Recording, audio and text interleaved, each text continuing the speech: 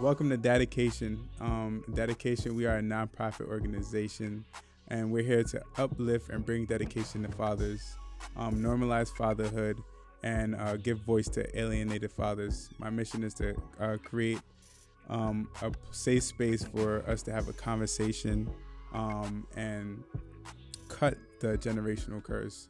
Here today, I have Ashley. Hey, everybody. And we're going to have a beautiful conversation. Ashley, introduce yourself.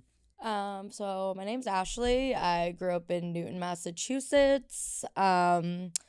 I currently am a behavioral health clinician at a health center in Brockton. I just graduated with my master's in May of 2021. So it's exciting to start my career, and yeah, I'm excited to be here. So thanks again for having me. Absolutely. Thank you for coming in. Of course. One thing I did want to point out is you mentioned that you're a licensed therapist. Tell me a little bit about therapy. I personally, my biased opinion is that, therapy helped me a lot as a kid.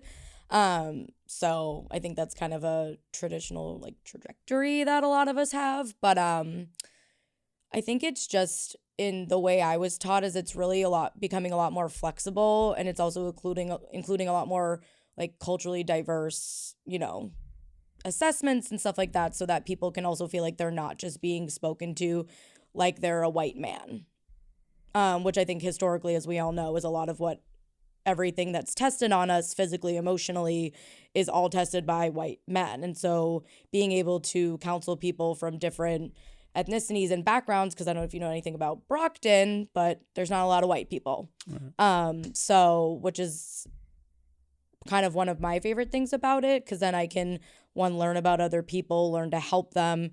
And one thing about my therapeutic kind of stance on things is that culturally, a lot of people don't have words for their language for depression, anxiety. It's usually, that person feels sad, or it's a lot of more emotional things. So it's being able to look at it from I know clinically what's going on, but then meeting them at their level for them to be able to allow me to help them in a way that's not so I'm just going to sit here and be you're depressed, go take some medication. I'm actually not a med pusher by any means.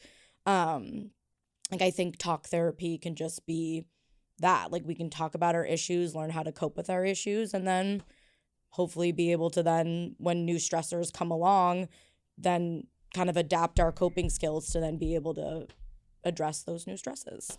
That's dope. And why do you think therapy is important? Because I think talk to the people that don't believe in therapy, mm-hmm. or are scared to go to therapy. A lot of times I could tell you for myself, or I can speak for men, but for myself in general, it's just I'm scared to go to therapy. I'm scared to tell people about how I feel, or mm-hmm. they won't listen to me. We like to hold things inside.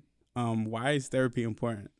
Well, just a more background, I work in an integrated department. So I work in a pediatric OBGYN department. So they've integrated your physical health and your mental health.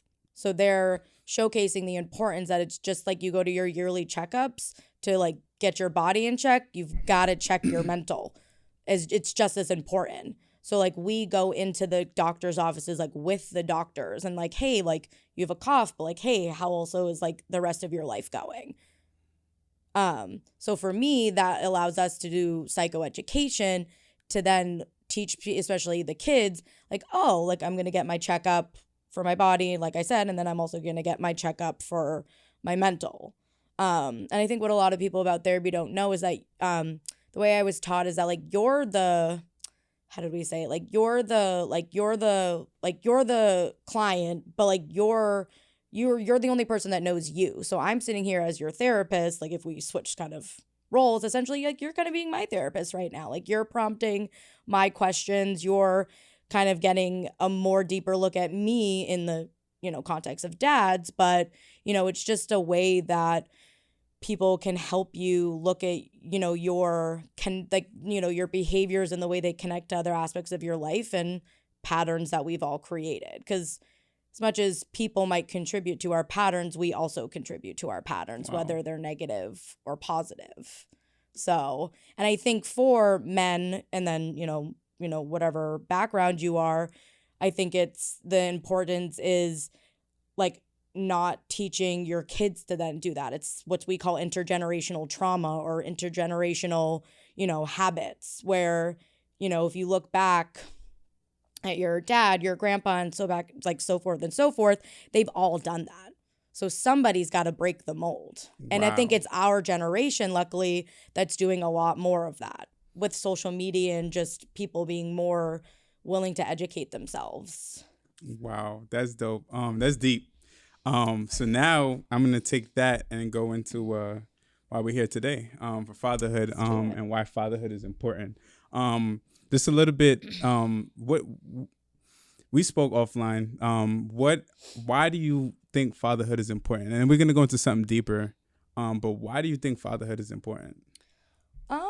I think it's important because I think it's important for whether you're male or female to have male and female roles in your life. And I think it's been shown kind of based on why you're doing that is it affects us not having either or parent.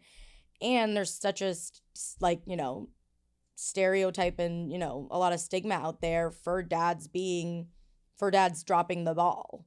And whether people say, excuse me, oh, people don't expect much from me, so why should I make the effort? Or, a million other factors that could be, contributing, like, again, for my mom, like she did so much for me, but like what could have my dad been for me if he was a different person or tried a little harder? So. Gotcha. So, I don't know if you mind me asking, but did you have your father in your life? Like, what was your how do you feel your father did in your life? Like, how does or played a role in your life? I feel like he dropped the ball, and then based on how he was raised, like created or kept the path of what I said earlier, of like that intergenerational trauma, like looking back at my grandfather, he lacked like emotional sensitivity. He lacked like the fit, like, which I find really important, like the actual physicalness of like being there, when he was living in the home with us or not. Because I think presence is so important. I have a saying, being present, not presence. Because a lot of times people like to just, subtract it or exchange it with giving presence as if being present is different. But being present emotionally or with someone is different. So, yeah. Yep.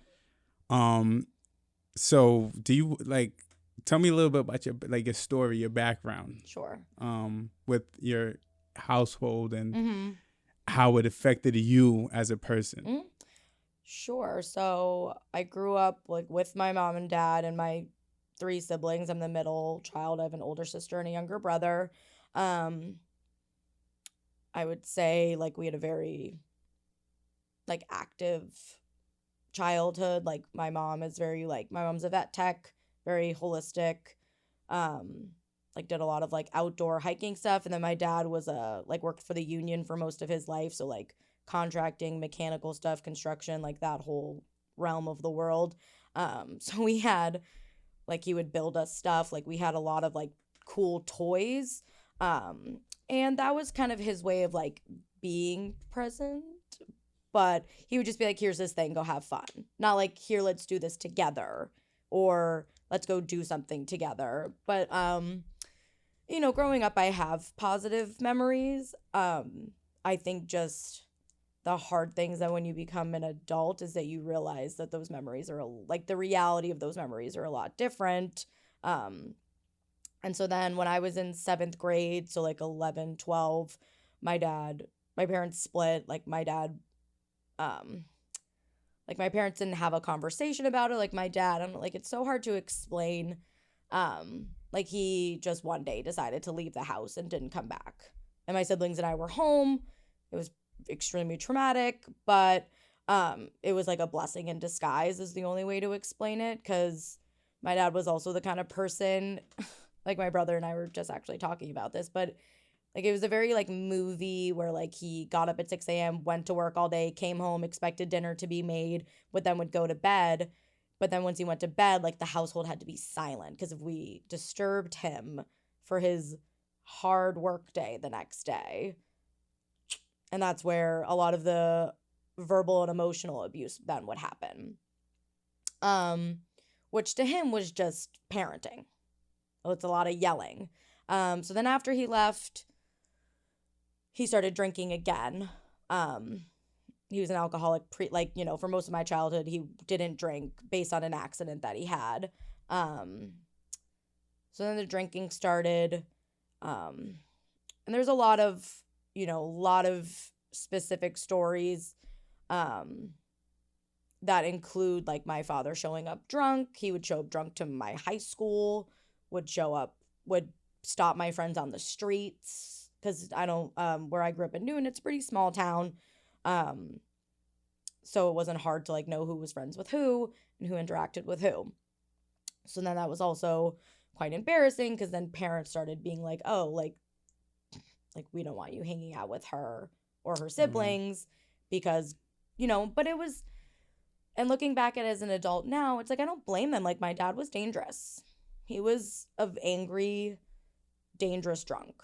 So I think, of course, at the time I was a teenager, I was like, oh my God, my life is ending.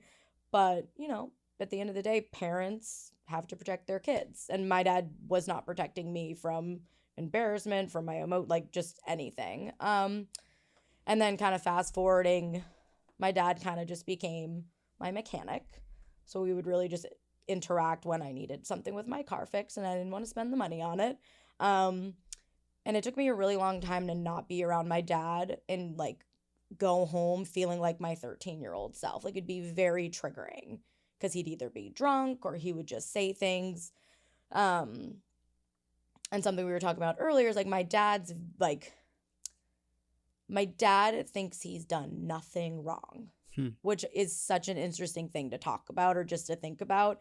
Like when I've tried to be like, hey, Dad, like, and these are not calm conversations, but like, Dad, like you did X, Y, and Z to us. And then that caused like trauma, PTSD, whatever it is. And that's affected my life and X, Y, and Z. And he's like, not even in the context of him not remembering because he's drunk.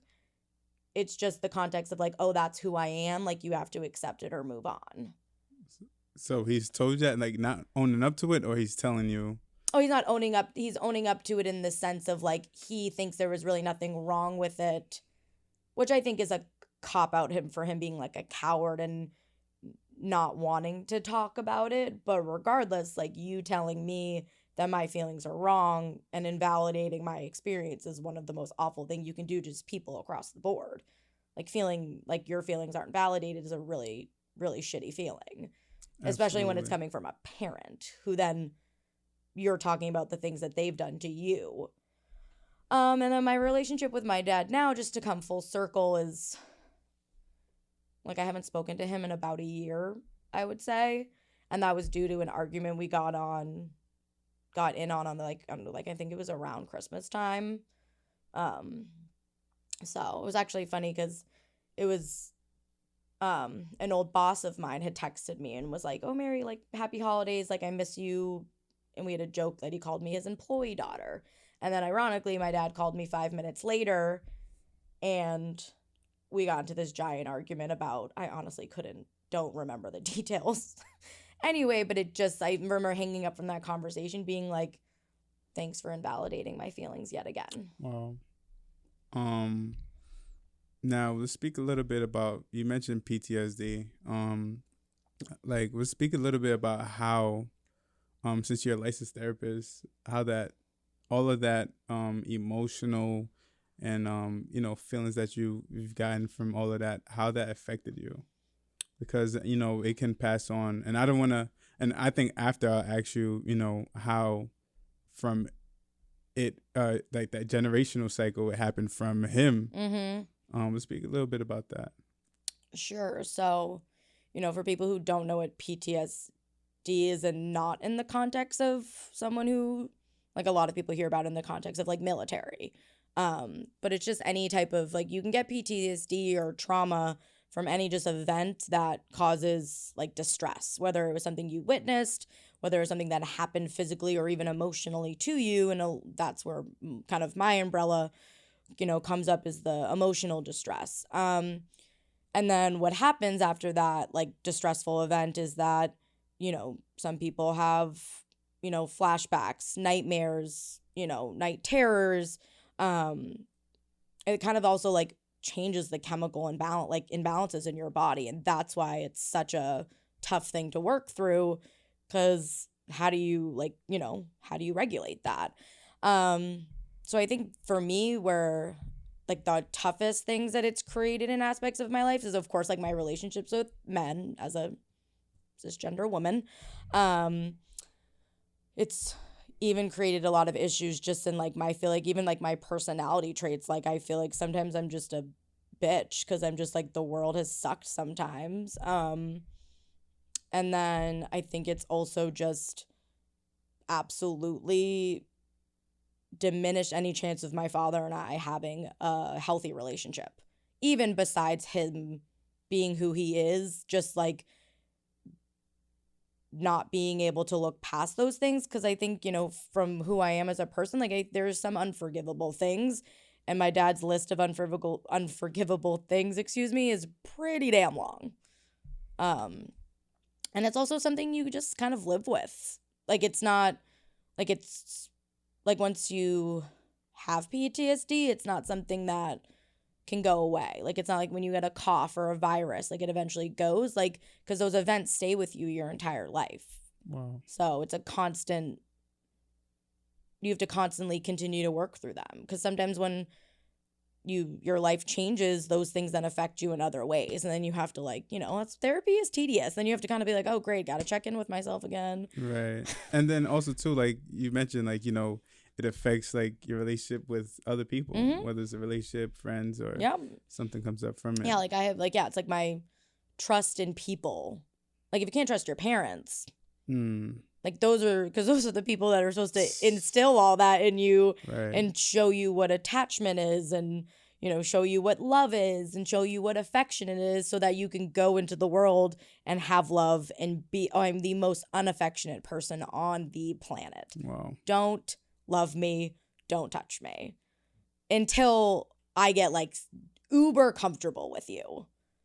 Uber comfortable. Yeah, like, I literally, like, you know what I mean? Like, because then once I love you, like, you know it, but like at first people are like, damn, bitch, like, love me back. And I'm like, I can't. Yeah. Can't yet. So. That's deep. Like, what do you think that is? Do you, like, I'm not saying that you have to make an excuse for him, but what do you think that is? Like, do you think that he had a past trauma with, his parents? How do you think that came about? Like, so yeah, my grandfather is my dad, or was my dad. My grandfather passed away. My condolences. Oh no, like, no worries. But thank you. Yeah, like, he was, how do I explain this? He was raised by my grandfather. Like, anything he did to get in trouble, my grandfather somehow got him out of, like, he just never got any consequences, whether it was from like society or it was from him. Whatever, my dad's also an only child. Whatever dad did was fair game. And then from what I've heard from my dad's background is, like, his mom left him for left their family for another man. I won't go into too much detail because, like, I don't know the full story. These are like things I've heard over the years, from like my mom. So I know he had abandonment issues.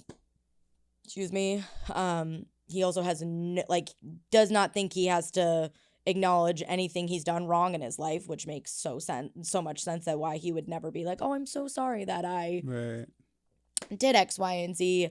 And he just is an asshole. Like, my dad is just not a good person, whether in the context of like being a father or just a person in society. Like, he just is a crappy person. And then do you think the alcohol or anything? That adds so much else. We spoke offline, and you mentioned something about not to get deep into it, but you mentioned something about like now he has like liver failure. Like, has he ever tried like rehab or something like to try to make things work? Nope. No, my dad. Like that's the thing. The thing about recovery is you have to acknowledge that there's an issue. First thing. So yeah. So no, he's never. So like that period of time that he stopped drinking, that I mentioned about earlier, like when he got into a ATV accident when he was drunk, he stopped drinking. I think I was 3 or 4. Like I have no recollection of the accident, even though I was there, till when I was 11 or 12 when my parents split. But the only reason that I can conceptualize that he did that is because he's also the type of person that can't be alone. Like he can't exist without someone helping him live his life.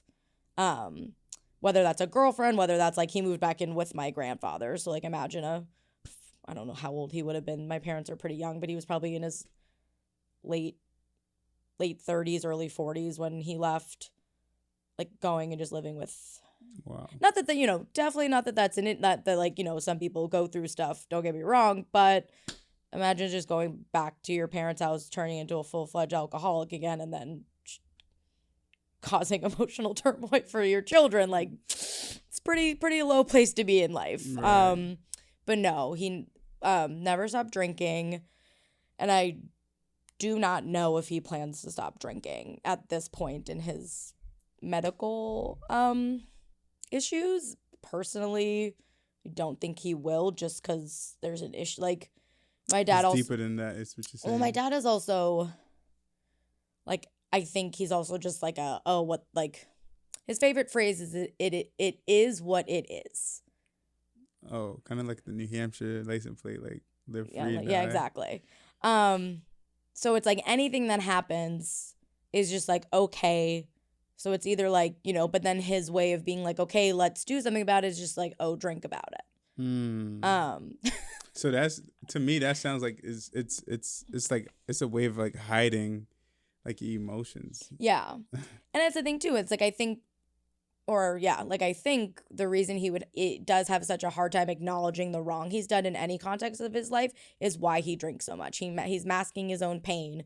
He's masking the things that went on in his childhood or things that traumatized him or things that hurt him. Right.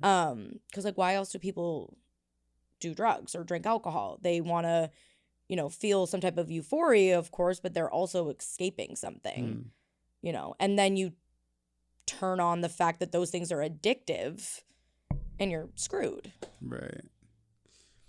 Also too, we spoke a little bit offline on the topic of like your dad being like prejudiced and racist. Do you think, why is that? Like, it's the way he was raised, and then had no interest in educating himself to be like, oh, there's other, like, I don't have to be like that.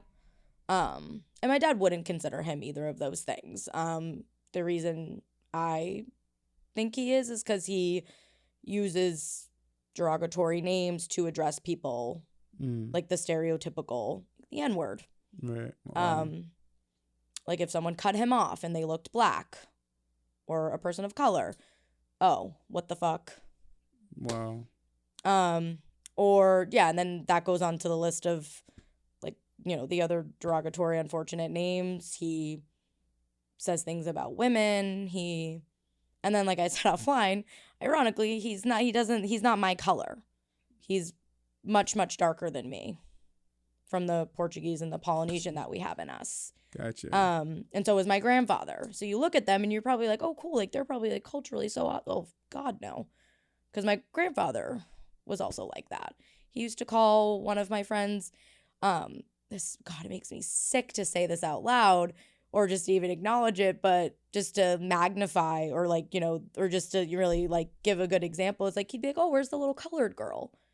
And I would be like, and then I, being my personality, I'd cuss my grandfather out, cuss my dad out. My dad and I have gotten into physical altercations. I've literally opened the car in the highway because he road raged himself into an argument with somebody. And I was like, yep, nope. Wow. Mom, come get me. That's crazy.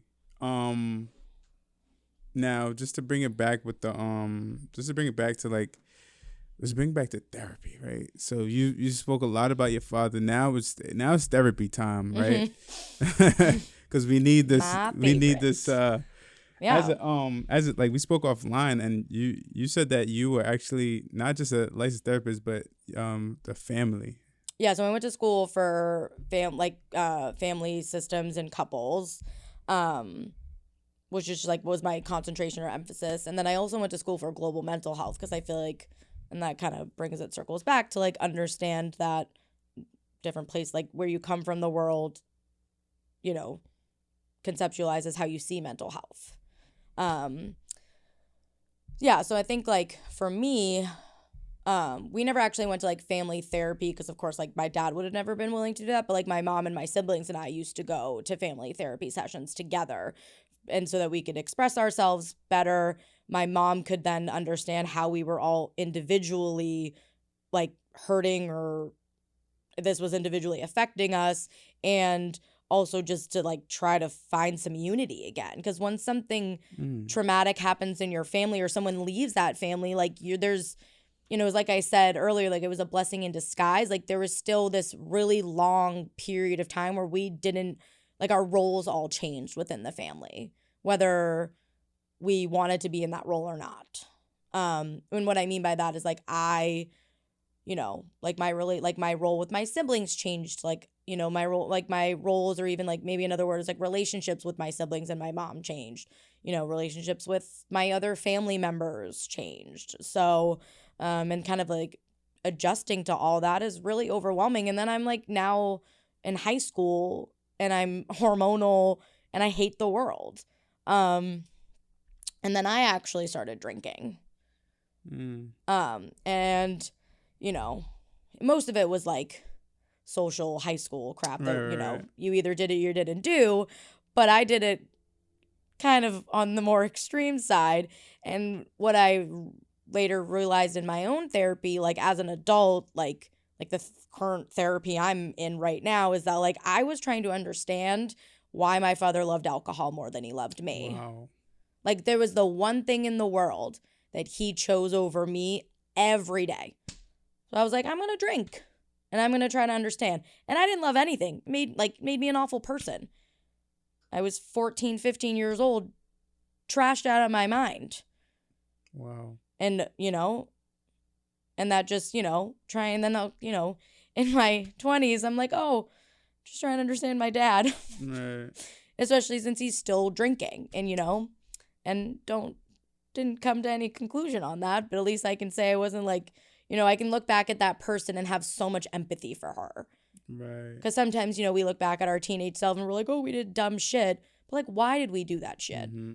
There is a something behind reason. Yeah. Whether there was family related or just mental health related, or just like, being a teenager sucks. You're hormonal, you like think your world ends no matter what, like you get, whether it's a breakup or, you failed a test, like you have no reality that like life's gonna keep going. And it's your job to just make sure you learn and you keep going with it. Because, I figure we all know those people in high school that we felt like were lost. And maybe they're still lost because they just unfortunately didn't either have the education or didn't have the people in their life to help push them forward. And that circles back to that's our parents usually when we're teenagers. So just we hate our, like, we had moments where we're like, God, these people suck. Like they're the people that are responsible to help us push us into the adult world that we live in now as ready as possible. Right. So. And then they're also the people that you go to for like structure and like guidance, advice, Mm-hmm. and stuff like that. So not having one of them present, like I guess can make a very big difference. Mm-hmm. Yeah, because then it's too. You also get like gypped from a different perspective, from a different gender. Definitely. So now here's this, right? When do you attack that when is the appropriate age to attack that that trauma? When do you think like, because a lot of times people say that it comes, well, statistically say that it comes from even just while the child is in the womb. So like, when do you think is a perfect time to, address it, or just to tell someone to go to therapy? Immediately. And what I mean, so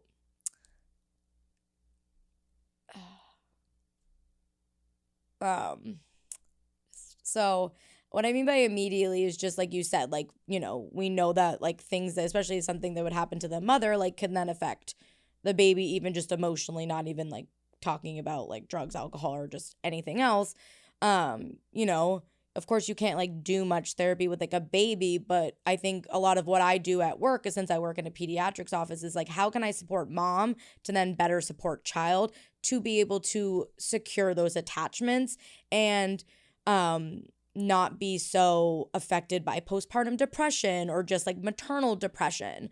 So how can I support mom to then be able to, like, those many years where it's literally only an adult's responsibility to care for that child because they physically cannot, that's where it goes. And then as the child is able to walk, talk, we do assessments from age 0 to 5. We do, there's so many things that were created to start from literally square one, which usually then, like I said, starts with the parents. And then I'm a huge advocate. So like I did therapy, like I was doing really dumb crap in high school that my school, which was extremely privileged for me living in Newton, they, hey, well, that's it. Brings in a whole other conversation of medical care is privilege. And I have, no issues admitting that I am a white woman who grew up in Newton and had all the privileges. They like paid for an outside psychologist to come and meet with me twice a week. Because they were like, Ash, like, you gotta. And, as much as like the corny, well, I mean, I call it corny, but at the time I thought corny. They're like, oh, we see so much potential in you and you're so smart. And I'm literally like, I hate everything. I hate you. I hate me. Sucks. And yeah, like I worked through that shit and it sucked. Like I had to not be a teenager and I hated every second of it. But then my point of that is, I like personally, but I think that like I see this every day at work. When you get older, like you reconceptualize everything you've been through and like can't, let me not say can't, but it's really hard to do that on your own. I'm a very self-aware person. I have no issues admitting like, my traits, good or bad, but like it doesn't change that like change is really hard and it's really hard to do that alone. Which is why we are social beings, because we need that connection, whether it's a therapist or whether it's just a friend, to help us. So that's why I started going to therapy again, like 4 years ago, because I was like having these like, patterns in my relationships with men that I was having a hard time changing. I was having issues with my social group as a friend. My relationship with my mom was changing again in like good ways, but like it all was bringing it back, all of these childhood things. And like I said earlier, like I never understood why I drank. I chalked up my drinking in high school as just being in a privileged town where it was so accessible to me. Wow. Not then being like, oh shit. Like it was way, and which is true, but it was also way, way deeper than that. Like you said, it's surface level shit is like, okay, cool, but what's happening underneath? Right. It's like that diagram of like the little bit of the iceberg, but then under the water, that thing is freaking massive.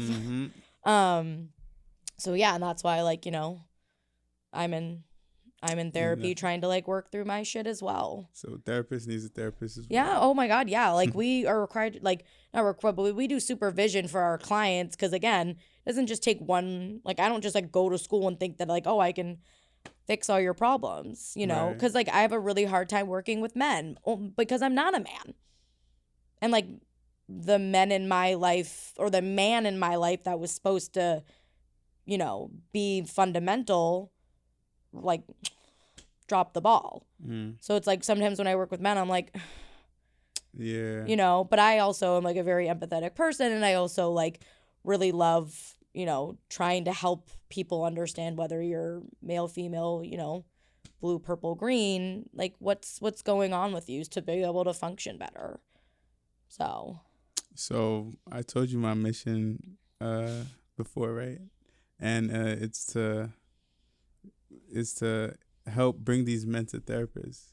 Hmm. So I just want to clarify with you on camera.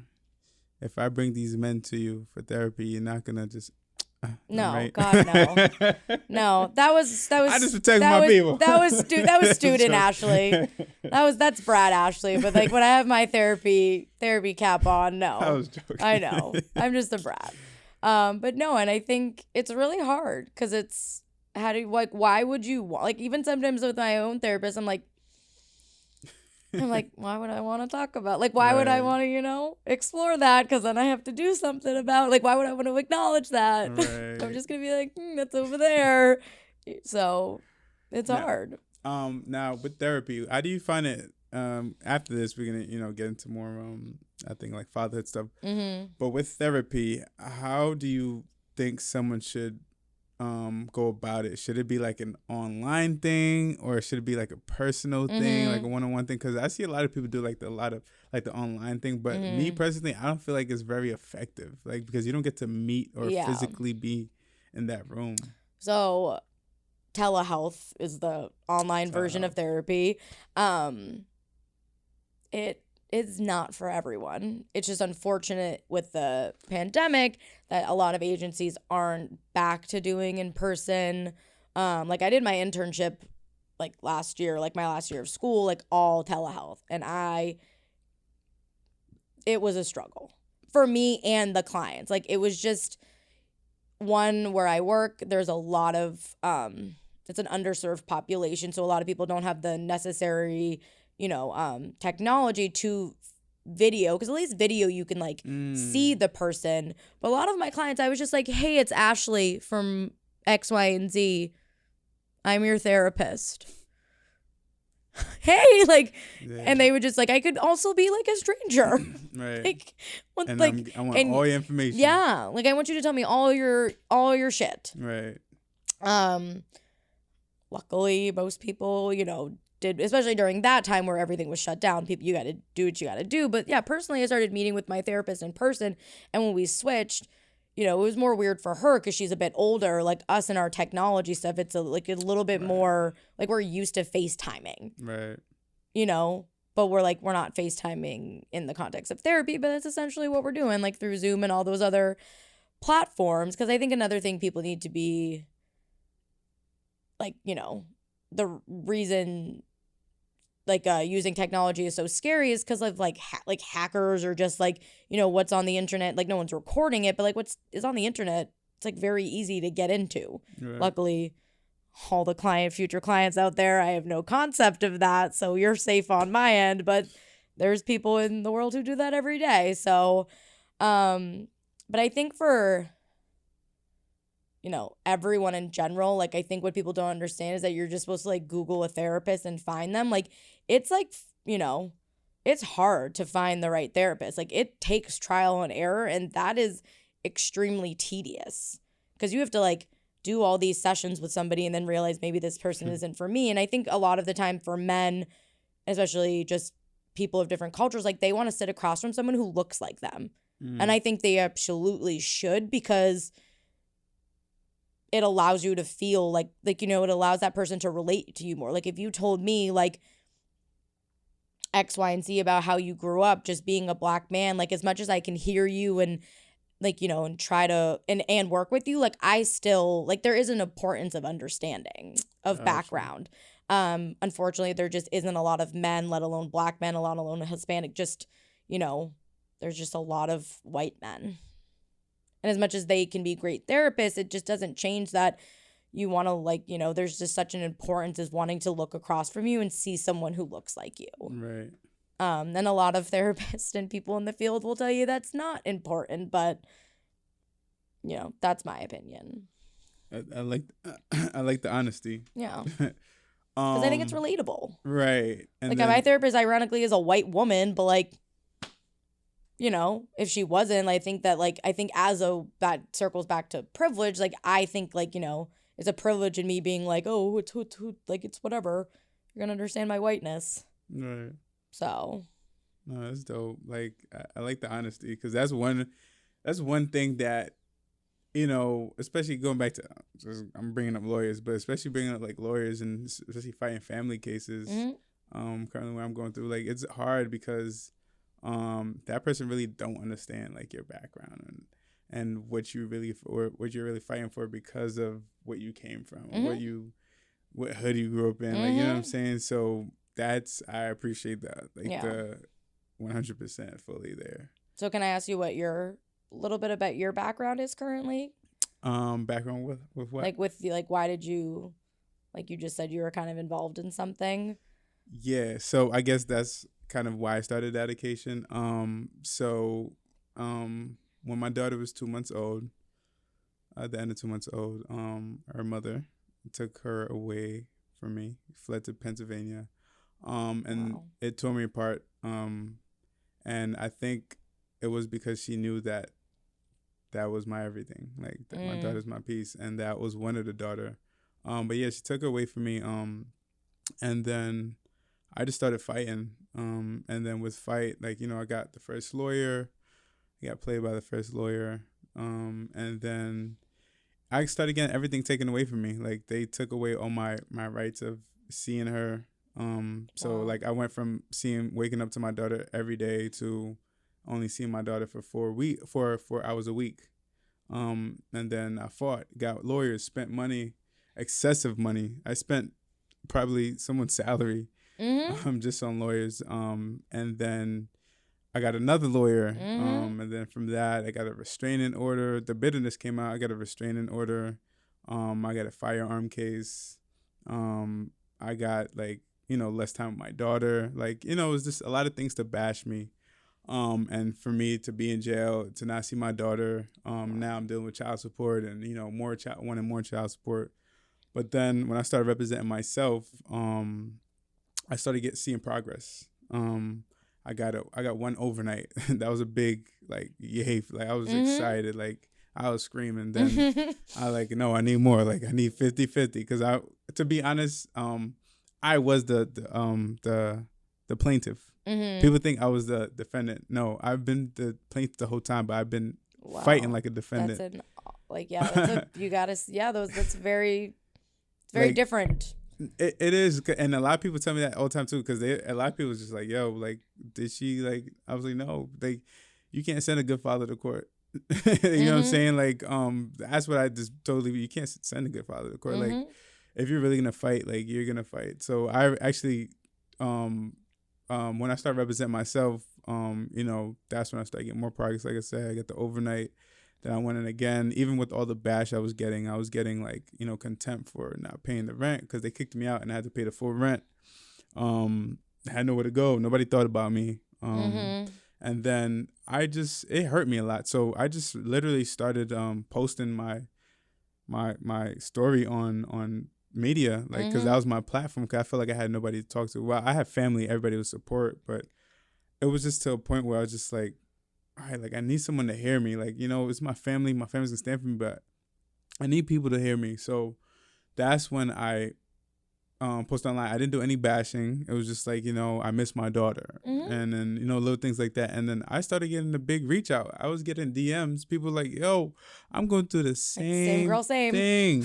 They was like, yo, I just got a restraining order. I was like, you too? Me too. Yeah. Like, it was like a thing. Yo, I just got a case. And Oh, how you too? validating was Me that for too. you? Just to It know was that you're not alone. it was very like I felt so good. Like I was like, Mm-hmm. wow, like not I felt good. Like I was Emotionally, you felt good. It doesn't change emotionally the circumstances of your situation, but correct. So then so in many. My June, brain is going. in June, I was like, yo, no, I need to like this is not why is this so normal? Like, you know what I'm saying? And then like I was getting literally probably like 10 DMs every week. People hitting me up. And then I was like, no, I have to change this.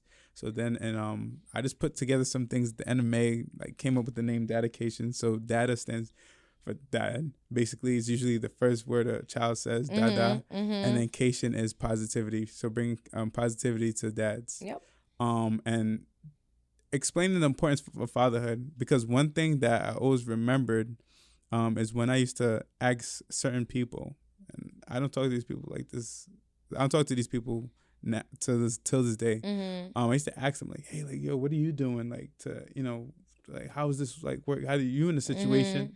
And they would always be like, yo, Abe, like, yo, just, wait out. It's gonna give it some time. Like, it's gonna go by. And I'm just like, what type of dad are you? Like, Yeah. so, I started cutting people Or off. you So think homegirl's gonna change what she's doing overnight? Like, absolutely. Like, and like, what type of father are you? You're not gonna go fight for your daughter, your son? Like, no way. So I started putting that to the side, and I'm like, yeah, I can't be friends with you.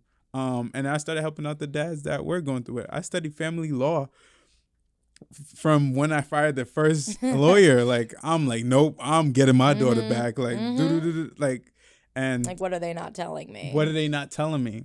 Then I realized that you have to say certain language, certain this, certain that. But why am I fighting so hard? I want to be in my child's life. Yeah. And like you think like courts and society says that they like, put that dads like you on a pedestal, but then you're still struggling to do anything. Right. Or to get anywhere. The fact that you literally like jump for joy for one freaking sleepover. As much as like that's awesome because then you can have those moments with her for more than 4 hours, it doesn't change that that's still not good enough. Absolutely. Can I tell you something? So imagine me and my daughter used to wake up together every day, right? Mm-hmm. I lost her for a month and 3 days. I'll never forget this. I lost her for a month and 3 days. It took us when she got back, because she had to come back to the state, to the jurisdiction. Mm-hmm. It took us probably about 5-6 months to reconnect. Mm-hmm. And that tore me apart. Like, she didn't like realize, like, remember me. No. Then like we had to do chest to chest again. Like, it was really like, I cried. Like, I was just like, wow. You're like, it's like she was a newborn for you all over again. Literally. Like, it tore me apart. And like, I was depressed. I was depressed from December all the way. I got a little out of the depression out of like recently, like in May, June, when I started DADAcation.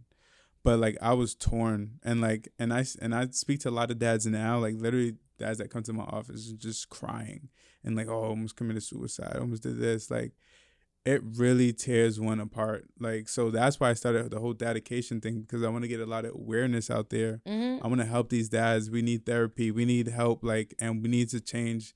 People laugh when I say this, but I want to change legislation. How are you going to see your kids if you don't change the policy? Right. Like, it's unfortunately, really, they have the, like you said earlier, like, people who have no idea who you are, don't even know your story. They're just listening to what they're hearing in that courtroom that day, are deciding when you can do what with your daughter. And then, I think one thing that like immediately popped into my head was that like my mom, and I think this is such an important thing, always encouraged us to have a relationship with my father. Wow. When he was sober and safe. But to this day, I'm 28 years old. To this day, my mom is like, of course, like, she's like, this is your relationship with him. But like, if I go see him or whenever I would do, like, it's just always like it's just also like, she always reminds me to be cautious. Wow. Because of how triggered I get. And I think that's where whoever the sole caretaker of the children is lacks. Because at the end of the day, it doesn't matter what your relationship is with. Like, it matters in the sense it should be a somewhat positive one. But what everyone fails to see is, like, the only person who has no control over the situation, honestly, as much as you feel like you have no control, is that child. Wow. They are in a tornado of whatever the fuck their parents are creating. Wow. Even if one is fighting for the tornado to slow down or stop, if the other one isn't trying for it to stop, it's going to keep spinning. And then that kid is screwed. Right. So, literally. So it doesn't, you know what I mean? So it takes, it takes two to make a baby. It takes two to raise a baby. And then the fucking village that you hopefully have with it. Right. But if that baby doesn't at least have those two parents, no matter what they are to each other or what they are in the world, that kid is unfortunately, like, luckily, they can get help, but they're screwed. Right. Especially at a young age. Mm-hmm. And it usually happens at that young age. Yeah. Well, even like I have friends or clients that their parents were separated when they were babies, and even though they don't remember their parents together, like, they're still affected by that, right. Especially if they don't have a good relationship. Absolutely. And I think, yeah, like going back to your point, I'll tell you a very irrational thought that I have, but it's very, for someone like me who has friends with kids and their, partner or what should be their co-parent is not a co-parent. Like, I always joke around, like, if I was to get pregnant, like, I have no kids. I don't look like that's somewhat important, but like if I was to have kids and the kid male that I had kids with like fell short, like I feel like I'd go to jail for murder. And like that's funny, but it's also like real shit, cuz like are you joking? Cuz like as much as you can preach to me like or preach to whoever you're with like, "Oh, I'm here for you. I'm here for the baby." It's like cuz I don't think co-parenting to me is not like a foreign name. It should, like, if your relationship with that person, whether you created a human being, is not working out, like, that's great that you've acknowledged that. And then let's figure out how then we're still going to raise this kid. Wow. Co-parenting can be it honestly, when it works, it's like not more beautiful than it's like, what's more beautiful about parents being together and raising a kid than parents not raising the kid if that kid still has the same emotional support? Because like that's where it meets in the middle. Like, why does it matter? But society, and that goes into like your opinions on relationships and family, but it's like families are not, meet your significant other, get married, buy a house, get married, have the kids. Like, that is not life. We're all having kids out of wedlock, got fucking forever. Right. Like, that's the normal. It's then just like, but what doesn't change is how those kids are raised. Right. And I think regardless if you're educating men, but it all leads back to the kid and how then they get a chance to then function in society as an emotionally somewhat stable person outside of what their parents can control. Right. No, I agree because I guess I forgot to mention this too, because my mission is not only to bring awareness to fatherhood, but awareness to to what it can do in a child and like trauma. But also too, when I say fathers, I'm advocating for fathers because it's a higher number. But also too, there's mothers that come to me with the same situation, but the opposite way. Yeah. And it's usually like the person that knows the judge or has more money that is gonna have their type of way and doing whatever spitefulness that they're doing. And it's crazy because it's like it happens to the good. Like you're trying to do good and like you're getting backlash. Like I feel like I've been getting backlash my whole time. Like and I'm just like to be honest, I'm sorry, I don't care about you right now. Like I'm trying to raise this kid. Like my focus is this kid. You keep trying to take money out of my pocket for child support. I'm still gonna be paying for the kid, doing whatever I have to do to supply for the kid. That's just me throwing away paper. Yeah. And it's just paper. Because the child support doesn't do anything emotionally for the fucking kid. That's where my dad thought child support was like, oh, I'm doing so much. And I was like, wow. Right. You see what I'm saying? Because then that messes up the child too. Yeah. Because child's going to be, okay, you didn't pay mom the child support, da-da-da. But people also don't understand child support. Like, my mom, we were 3 kids. You probably thought my mom was making bank. That's not how it works.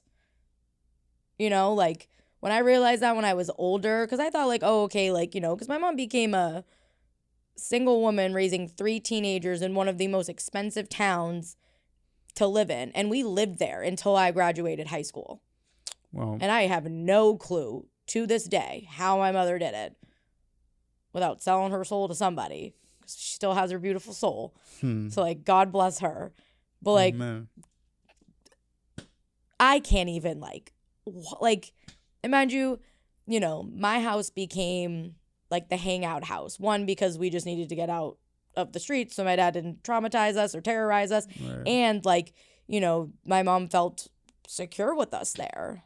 Because as much as, like I said, she encouraged us to see him, she also knew better than anybody, especially us, what he was capable of. Because she met him at a young age and they got married and had kids really young and, knew him better than almost anybody and knew what he, was capable of when he was drunk.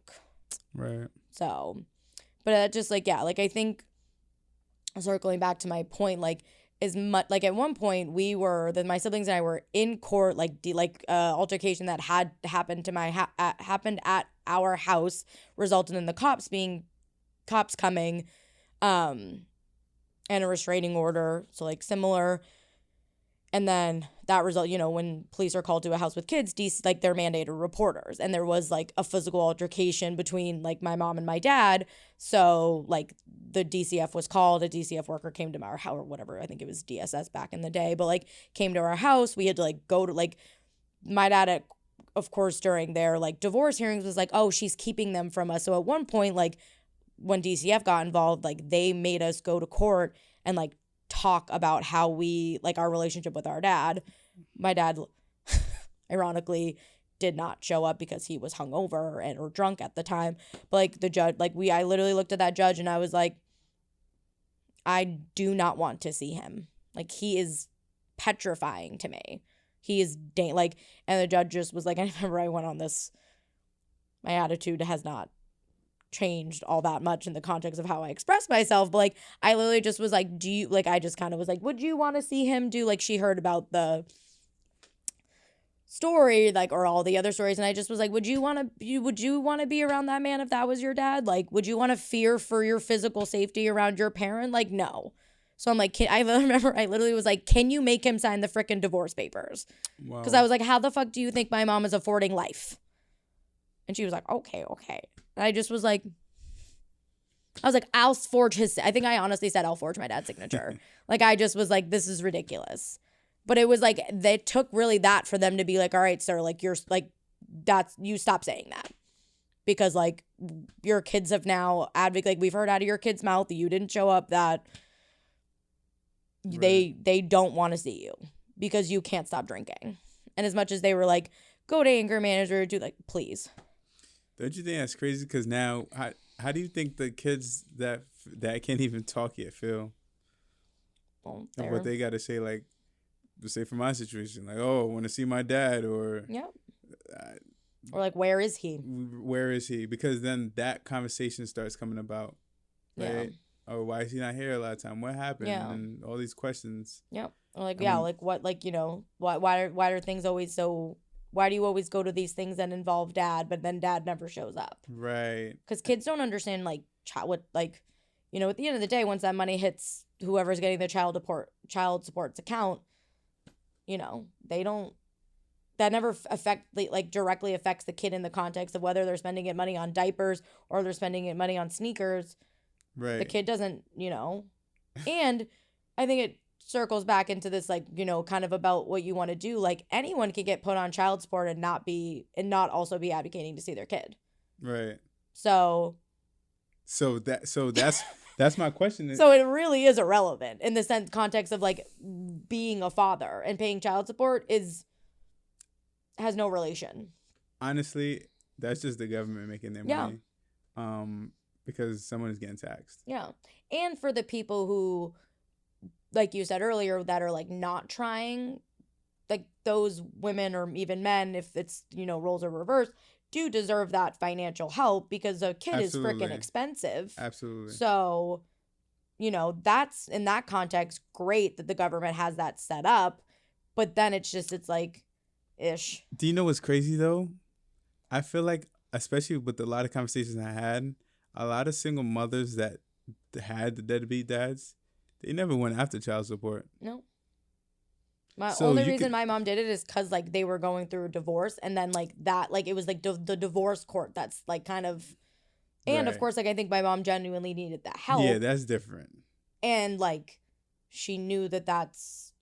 Like, she knew that he would never set up an outside of the court way to then trust that he would provide any financial support. Absolutely. Because that's the thing, though. Like, because that's the thing. It's, like, it's so kind of sad to think about a child being transactional, but it kind of is. Right.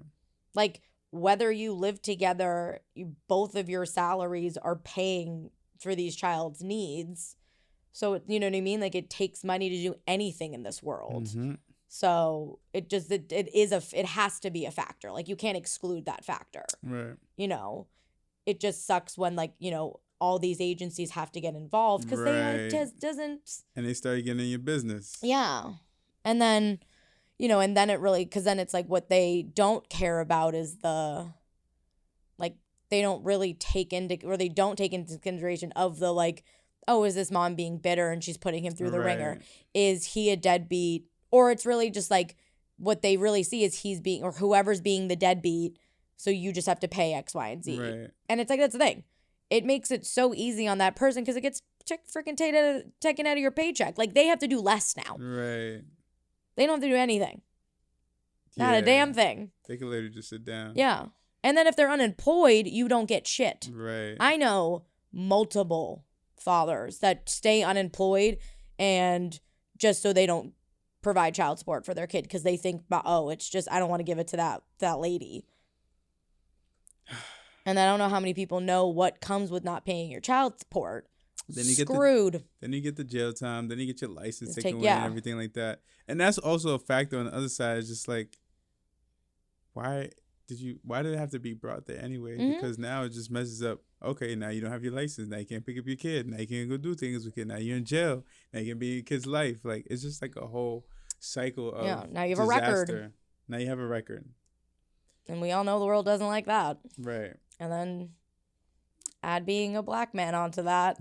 They don't care what your record's from. What it is. So. Automatic target. You mentioned something earlier too about like,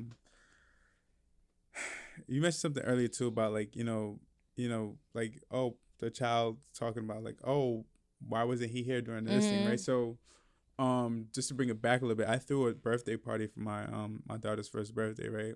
It was the biggest party because she never got to see her family, anything like that, because her mother was always just, even with my mom, her mother has disrespected my mom on so many occasions. My mom used to take care of this girl. Like, when she was pregnant, she used to cook for her. Mm-hmm. It was so embarrassing just to tell my mom. I had to have a conversation with my mom, like, yo, she doesn't want you cooking for her anymore. Like, that hurt my heart. Mm-hmm. Like, why am I going to my mom? Like, I still to this day don't know how she felt. I remember one time my mother crying because of a certain situation where she had to go pick her up and she said something mean to her. Like, it's just terrible, but it makes me think about how she was brought up and stuff like that. Like, how do you talk to your mom and stuff like that? It's just, you probably don't have any respect. But to bring back to my point, I threw a first birthday party for like my daughter, and like, it just sucks because I'm the type of person that, like I said, I'm already on co-parenting status. Whether you like me, you don't like me, I care too about you, anywhere. Right? I'm just focusing on my daughter. So I was to the point where I'm just like, wow, I really want to invite her mom there, but first of all, she burnt a lot of relationship with my family, with my mother. But I'm just like, nah, she still needs to be there because that's her, that's her daughter's. Like, imagine us taking pictures so our daughter could grow up with the, not trauma. But then I'm like, damn, I kept telling, like, my family and stuff like that, but just like, you have a restraining order on you. So I'm like, well, I can't bring you, like, you know what I'm saying? So you put a restraining order on me out of spite, and I can't bring you anywhere. And that, to my point, what I'm saying is that just affects the trauma, the generational curse. Like, now we can't co-parent properly because I have a fake restraining order on me because it was in the playbook of you and your lawyer doing this and everything, trying to break me down. Yep. Forgetting that I'm the father, and forgetting that it has nothing to do with me. You're not hurting me at all. You're just hurting the child. Yeah. One thing I think when I think about like co-parenting is just, what do you do with that person? Like, in your situation, like, you're the mother of your child. What do you do when that person is so not willing to sit down and mediate and come to a mutual understanding? Because that's where I think, like, in this, what you're trying to do of education, that's where it flatlines. Wow. And I think a lot about this in, like, because I work with families so much, or just even in my own life. Like, how do you change someone who's not willing to change? Because I know I mentioned that before, or maybe that was when we weren't speaking, is that, like, my dad wasn't willing to change to then be able to acknowledge his wrongs, or change in the sense of recovery and not drinking so that he could acknowledge his wrongs. Because I don't think he could have done acknowledging his wrongs without becoming sober first. Like, he would have had to go through that whole journey, and he wasn't willing to do that, which is okay for his path. It's just sad that our paths can't connect, and we can't have any type of relationship. Wow. And I think that's where especially in your organization, is that's where, like, you know what I mean? I think that that's such an important topic, is because what can you do? Because that lawyer at the end of the day only cares about his check and keeping this going so that he can keep getting more checks. Right. And you know, in any situation where there's that person being, you know, the antagonist, like they're not gonna just wake up one day and be like, no longer this person, like I don't no longer want to be here. Right. You know, and I haven't found much literature on that. I found a lot of literature on how to get divorced, but like you're not, which a lot of it can fall into play, but it all circles back to the parents being able to have conversations and then being able to have conversations together with their kids. Like literally the number, like I remember I did a assignment for school and it was like a TED Talk. So we like had to like really research a subject and film ourselves doing a TED Talk. And I did mine on divorce. And like one of the first, or like the very common things that I found were just when you decide to get divorced, you do everything to get, like you tell with the kid, you go through everything with the kid because you want to showcase that you're still a partnership. Wow. So that you can then, because that's the thing. We all have known, whether it's a divorce, a separation, or like parents just breaking up and whatever the context is, but like whatever the split is legally, I guess, in some context, like it doesn't change that like there's change happening to that child, and children don't understand things. Like I've had friends who their parents have divorced, when they were in their 20s or 18s, and they reacted how I like, you know, they were still messed up by it. So it doesn't change when or why it happens. It matters how it happens. Right. And that's something my mom and I talk a lot about too. Like if my mom was able to have a conversation with my dad about separating, like she would have. And not to go into too much detail, like just because like my mom, like, you know, my mom's choices are her choices, and like, you know, but like my mom was done with the marriage kind of soon after it started. And back in that day, like women, you know, even like my parents got married, I think in like their early 20s. And then like my mom had all three of us, I think by like 25. Like imagine being 25 or when we were like, and then having, you know, still kind of living in this somewhat world when you're married, it's like the man makes all the finance, like it's like everything's still kind of under the man's name or something like that. So you don't even feel like you have like the independence to go and like leave the situation. And then adding that context of literally being afraid of my father's reaction being violent. Like what do you know? Wow. So then I grew up in this household, which goes back to, you know, why I'm such a advocate for people not being together if they don't want to be together in the context of raising kids, because that's why I have affection issues. It's because I didn't grow up in an affectionate household, so I didn't think that was like I didn't learn that that's in a normal relationship. And yeah, I see my parents, but like you don't focus, like you notice differences, but you learn from your environment, which is your home. You know, and as much as I said earlier how like I learned to be affectionate, like there's no reason why I shouldn't just be, you know, the only reason I'm doing that in the background is why it's an issue is because I wasn't taught that. If I just wasn't that way, maybe just like in general, because some people just are not affectionate. Right. But for me, I know that is something that is a direct relation of my upbringing. So I guess I have nothing to compare it to, but I have things of like, I have, you know, my life to prove that that's why the way I am. So it's just, and again, like I think I said this earlier, like my sisters, like we're emotionally very different. My brother and I, very emotionally different. Like I am so anti relationships, and I'm just like, yeah, you know, I'm going to leave before I get left type of thing. Where like other people conceptualize being, you know, having that distant parents is like, oh, I need everyone to, I need to feel loved by everyone because I didn't be loved by a very important person in my life. So that it complicates it because you don't know how your kid's gonna come about. So you have to constantly be on your toes about like what is then developmentally what is normal and what is not. Right. And people who don't go to school for that aren't educated on that. Right. So it's complicated. I guess just to kind of finish it off, like what would you tell either a mother or a father that is in a custody situation? What would you tell them on why it's important to co-parent, or why they should co-parent? What would you tell that person, whether it's a mother or father that is either fighting for the child to be away from the other parent trying to help or trying to be in that child's life or complicate things? What would you tell them? Well, I would tell the person complicating it to grow up. But, my therapeutic brain would, of course, try to understand where that person's, I don't know what word I'm trying to use, like where that person's, like, I guess either whether it's, aggression, or I feel like a very common word is bitterness, is coming from. Or maybe they're, do you want to be with that person, they don't want to be with you? Or you just, like, what are you angry at, I guess? Like, what is causing you to put all of you through such this turmoil?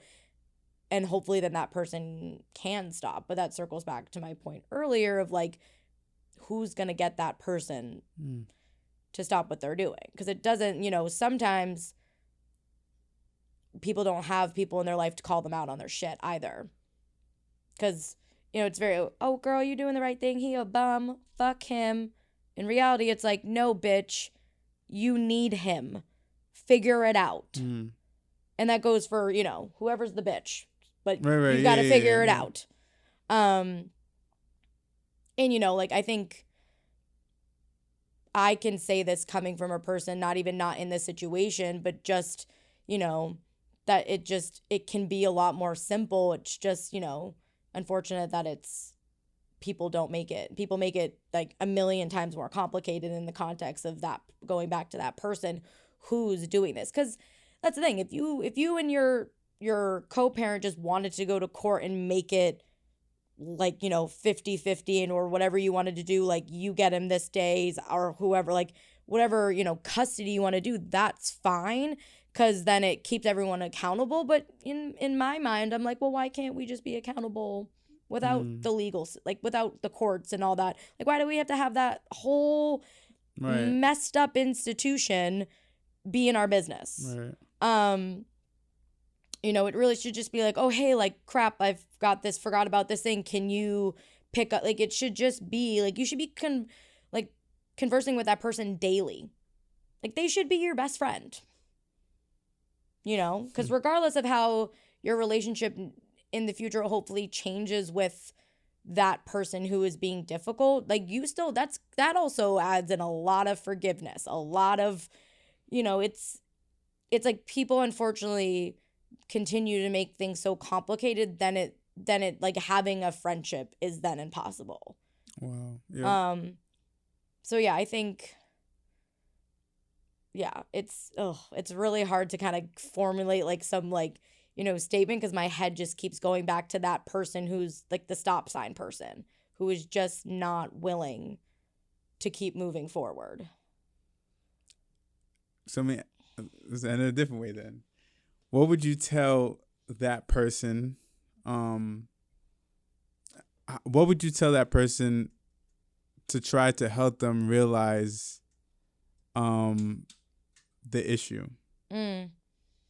Well, one, therapy, and two, like I'd ask them, like in therapy we call it the miracle question, and it's like, if you were to go to sleep tonight and you were to wake up and your life was, and this is like a fantasy, which I always really prompt with people because it's not rational, but it then kind of, we can start from this irrational point and then get us to a point of like still then getting some of the things we want.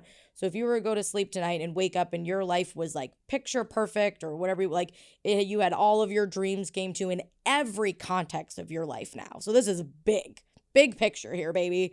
Like, what would that look like?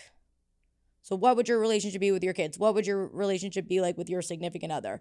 What would your relationship, or just like I said, job, money, house, car, friends, And then you scale back and realize, and then you become rational.